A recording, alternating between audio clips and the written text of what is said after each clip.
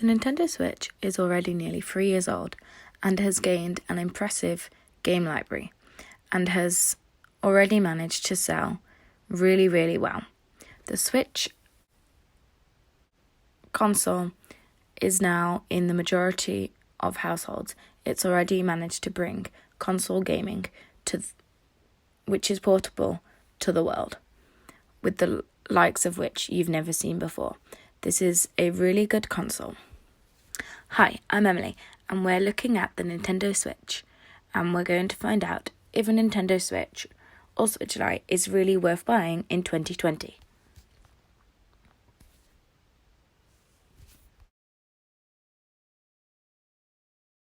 It really is worth buying. It's an amazing console. However, do you think it's worth talking about and buying, especially because there are some more competitive consoles on the market now, and also there are some competitors from Nintendo itself, because they have just made the Nintendo Switch Lite. The Nintendo Switch Lite is a Nintendo Switch which is slightly different. It's really, really colourful, and, well, it can't be docked and used on a TV. Whereas part of the appeal for the Nintendo Switch originally was that it could be docked and put in handheld mode and TV mode. But the Nintendo Switch Lite is more of a handheld and portable console, as it's lighter, smaller, and doesn't have half the features the original Nintendo Switch does, which makes it more portable than the original Nintendo Switch. Price-wise, for the Nintendo Switch, the original Nintendo Switch is around £300, whereas the Nintendo Switch Lite is around £200, with some offers for £200 plus a game, depending on what time of year it is, which makes the Nintendo Switch about £100 more than the Nintendo Switch Lite, but it makes the original Nintendo Switch more worth buying now than it was back when it first came out in 2017. It's made it more desirable and more worth buying now than it was originally, as it's got a more extensive game library than when it first came out. And when it first came out, there were barely any games for the Nintendo Switch.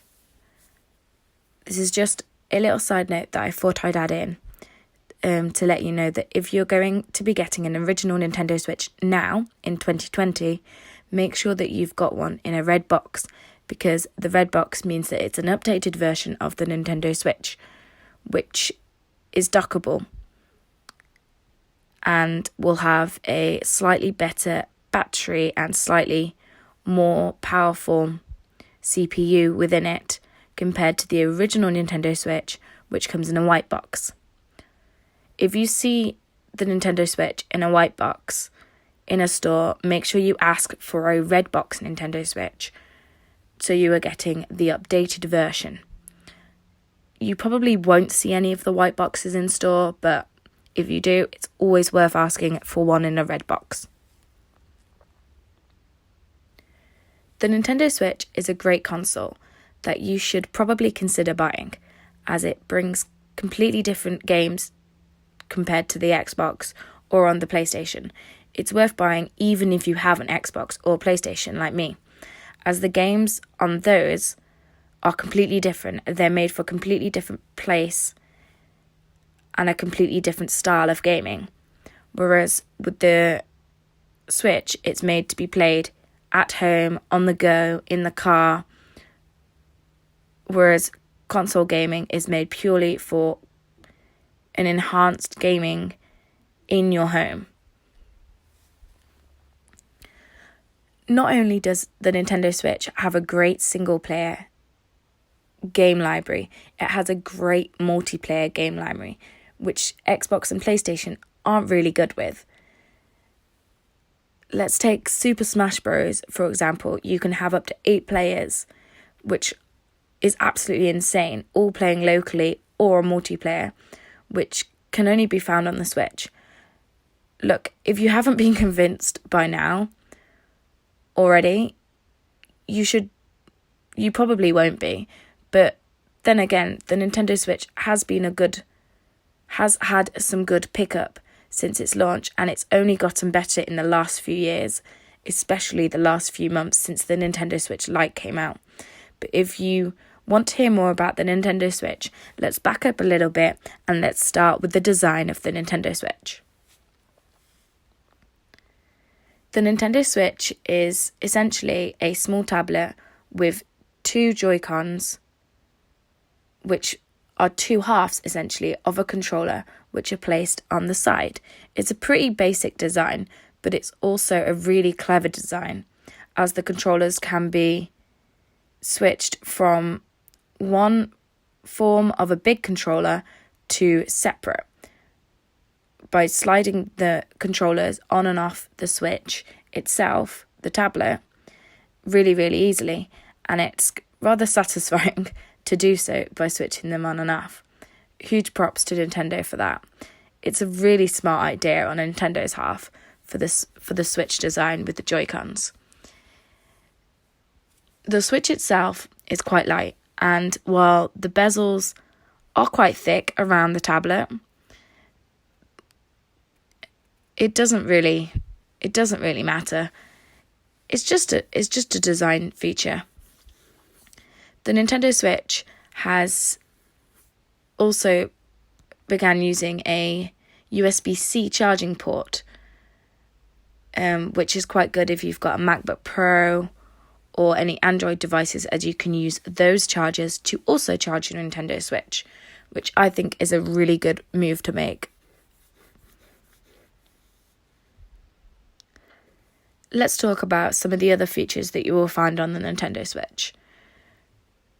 You will have a power button and volume buttons on the top of the Nintendo Switch, alongside some speakers.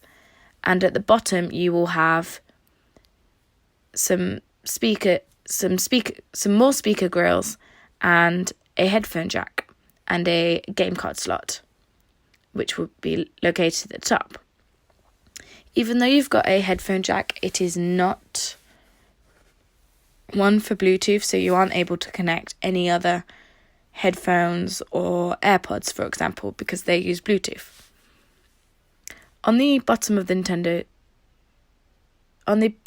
the Nintendo Switch, you will find the Nintendo Switch logo and small speaker grills and a kickstand that you can easily flip in and out, so you can use the Switch on its own in a really handy tabletop mode with the Joy-Cons either attached or unattached, or you can put the Nintendo Switch in the dock. Under the Nintendo Switch kickstand flap, you will find a micro SD card slot for some pretty cheap expandable storage.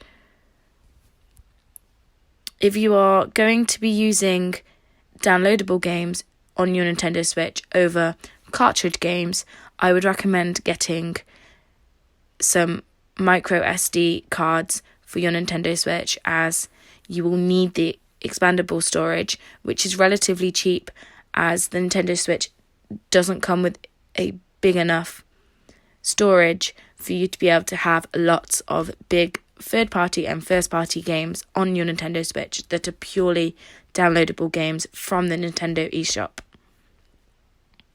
Now let's flip over to the front of the console. This is where we have a 6.2-inch LED display, which has a realistic resolution of 1280 by 720. This isn't the nicest screen in the world, but the games look pretty good to my eye. But if the screen was any better, it would run down the battery life, which is why Nintendo have kept the resolution at this spec. The Switch can output to 1080p at 60 frames per second when it's docked via HDMI using the Nintendo Switch dock to a TV. Most games for the Nintendo Switch are pretty smooth, especially if they're first-party games. Most games look pretty good on this console, especially the ones that are third-party and first-party, made by Nintendo for the Nintendo Switch. The Nintendo Switch is also capable of playing some games, if not most games, made for the Xbox or the PlayStation. However, this will be on a lower resolution to what you were used to playing these games on. Some games like Witcher 3 are pretty decent on the Nintendo Switch. Well, there are some noticeable difference from switching from Xbox or PlayStation to the Switch for this game, but considering that, it runs perfectly fine. And on the Nintendo Switch, you will notice a couple of pixels difference, little bit less frame rate, but considering it's on a much smaller, tiny, handheld, portable device, what's a few pixels anyway? You're not going to notice when you're out and about, playing on your Switch here and there. If it was any better pixel rate, you would not have the battery life the Switch has to make it portable. Considering all of that, if you did have the higher frame rate and pixels, which are on the console, the Nintendo Switch would have to be a lot bigger than it is, which really wouldn't enhance the portability of the system. Speaking about the battery that is inside the Nintendo Switch should get you anywhere from 3 to 5 hours of playtime. Although if you have one of the newer Switches, like I mentioned earlier in the red box, it will be slightly better. However, the battery life has never been the strong point for games on the Nintendo Switch, like Zelda Breath of the Wild, as these are definitely going to kill the battery much quicker than other first-party or third-party games. Honestly, at the end of the day, the Nintendo Switch is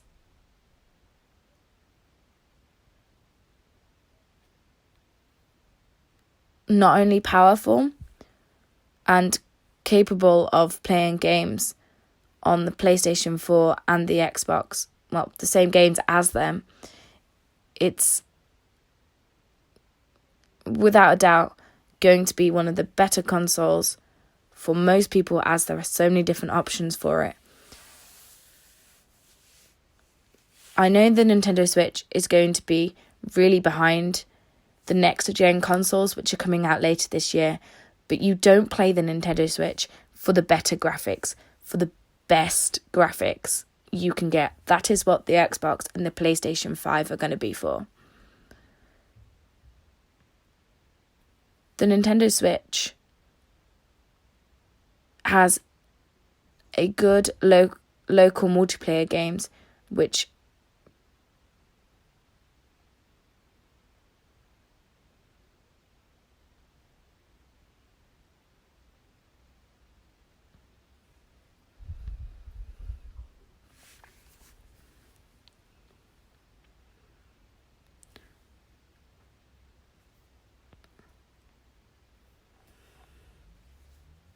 without the Nintendo Switch, you're really missing out on a lot. And yes, the Nintendo Switch is worth buying in 2020, and it will be in 2021 and 2022. It's really nice, and it's nice to see that Nintendo are finally in the forefront of gaming, considering the state they left the gaming world in with the Wii U. If you liked the video, make sure to subscribe, leave a comment, and like this video. It really does help me out. If you would like to see some more tech-focused content, make sure you check back with my channel. And like I said earlier, I am Emily, and for now, that's it. And I will see you in a few